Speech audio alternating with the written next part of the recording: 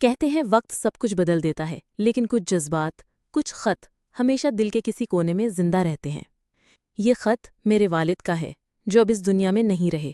آج 10 سال بعد مجھے وہ پرانا صندوق ملا جس میں ان کی آخری نشانی چھپی تھی۔ بیٹا، جب تم یہ خط پڑھ رہے ہوگے، میں شاید تمہارے ساتھ نہ ہوں، لیکن میری دعائیں، میری محبت اور میری ساری زندگی کے تجربے تمہارے ساتھ ہیں۔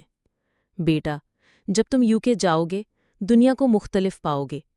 وہاں کی روشنیوں میں تم اپنے سائے کو مت کھونا، اور کبھی کسی کی آنکھوں میں آنسو ہوں تو اسے نظر انداز مت کرنا، کیونکہ شاید وہی آنسو تمہارے دل کو بدل دے۔